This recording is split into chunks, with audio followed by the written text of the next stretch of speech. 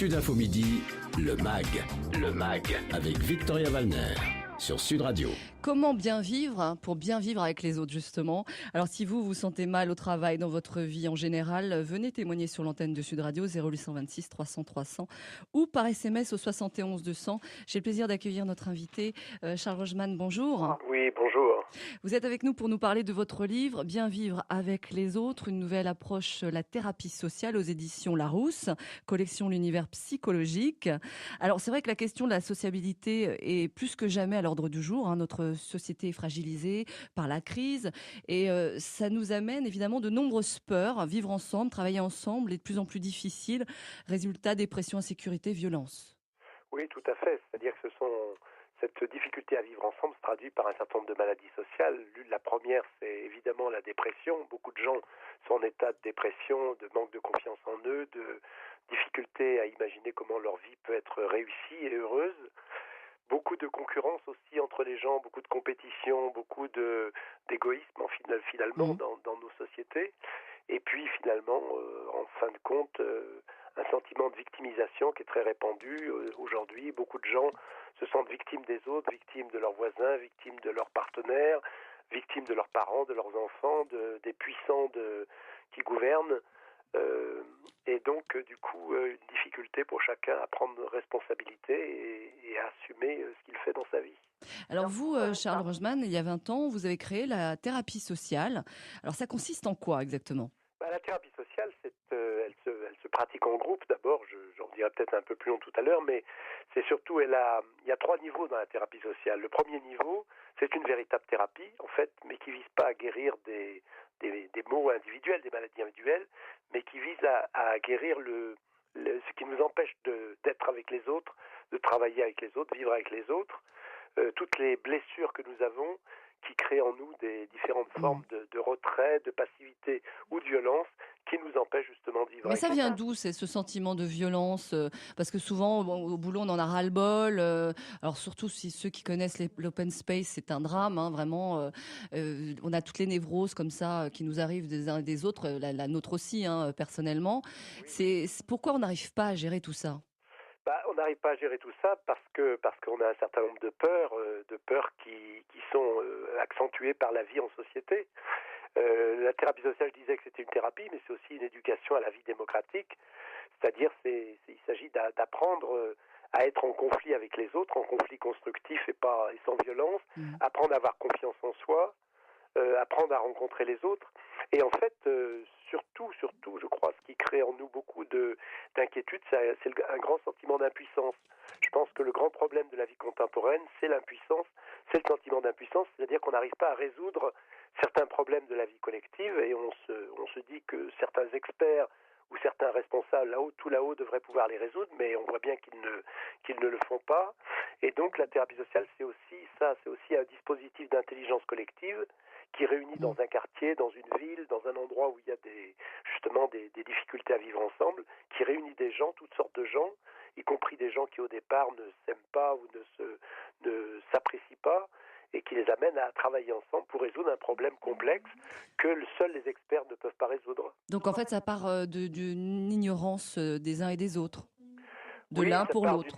D'une ignorance, et puis surtout, ce qu'on constate aujourd'hui, c'est que ces difficultés à vivre ensemble, en fait, éloignent les gens les uns des autres, et surtout les groupes les uns des autres. C'est-à-dire que les gens, petit à petit, se ghettoisent, se mettent dans des groupes avec ceux qui leur ressemblent.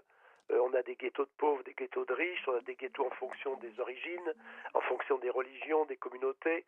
Et oui, mais on cherche ce qui... on ne connaît plus les autres. Oui, mais Charles Rogeman, on cherche ce qui nous ressemble aussi, quelque part. Bien sûr. Pour ne pas être... Pas seulement qui nous ressemble, mais qui ne nous fait pas peur. Oui. Et on se regroupe donc par affinité, mais ça c'est très dangereux, parce qu'à force de se regrouper comme ça par affinité, ça fait avec ghetto, les gens un petit qui peu, nous font pas peur, on ne connaît plus les autres, et comme on ne les connaît plus, on se met à avoir des images un peu fantasmatiques des autres et des autres groupes. Et donc ça crée vraiment des éloignements entre les groupes de la société. En même temps, on peut ne pas apprécier tout le monde, Oui, bien sûr. C'est évident. Il ne s'agit pas d'aimer tout le monde, d'apprécier tout le monde.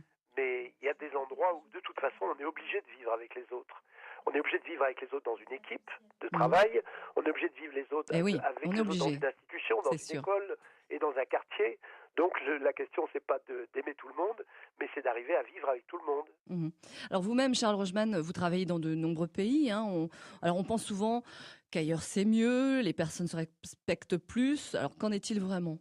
Oh, vous savez, je travaille vraiment dans des pays très très divers, aussi bien le Rwanda, la Tchétchénie, qui sont des zones où il y a eu des conflits. Je travaille aussi aux États-Unis, dans des endroits privilégiés des États-Unis ou non, ou pas privilégiés justement, des Mmh. ghettos de pauvres, mais aussi dans des endroits, des villes riches. Je travaille dans le nord de l'Italie, dans des endroits assez privilégiés où il n'y a pas beaucoup de chômage, et je constate un peu partout qu'il y a un peu partout les mêmes problèmes, simplement à des différences de degrés, évidemment. Alors que l'on Quand soit riche ou pauvre, il y a toujours des difficultés apparemment.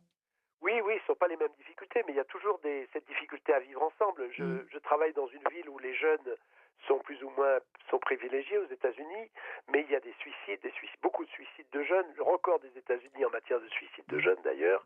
Il y a de la toxicomanie, il y a de l'alcoolisme, les jeunes filles s'automutilent, Mmh.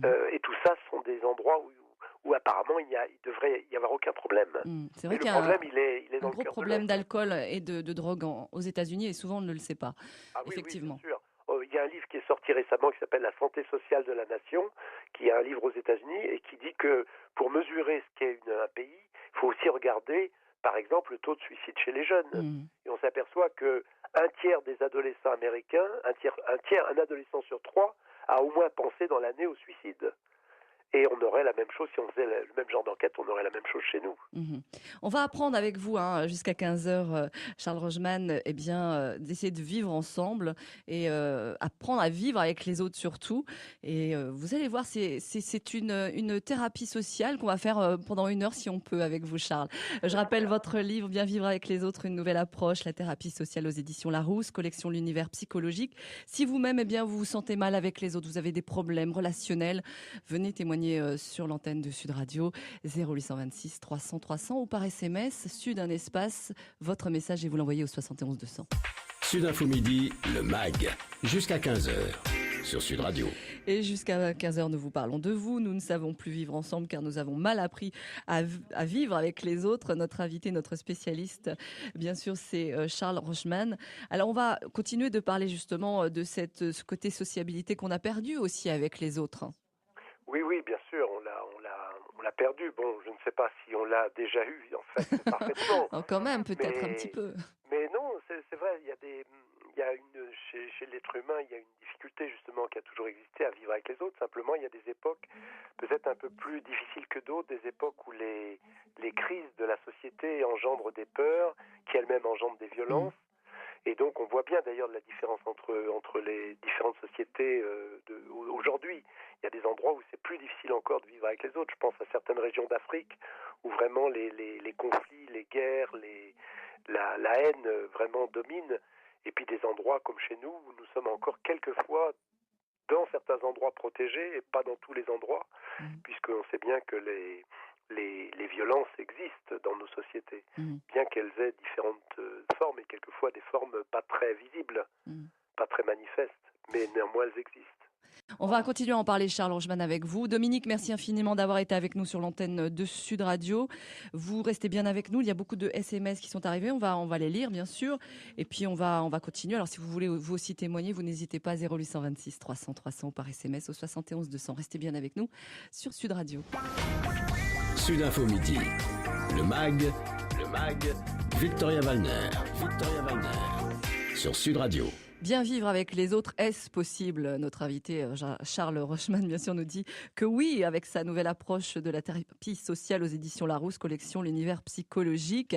Alors, je vous le disais, Charles, il y a beaucoup de réactions par SMS qui nous disent Jean-Marc de Capdac, par exemple, c'est difficile, mais il faut accepter les différences et les respecter. Judith de Tulle, la vie est devenue infernale, on est assailli de tous les côtés, dur de garder son calme. Philippe Dugers qui dit j'ai un bon travail, une femme et des enfants adorables, pourtant je me sens mal dans ma vie. Pourquoi? Nadège de Carcassonne, au travail c'est l'enfer. Tout le monde est faux cul et fait de la lèche au patron et ça marche. Ça me met la haine. Enfin, il y a beaucoup de réactions comme ça, hein, Charles.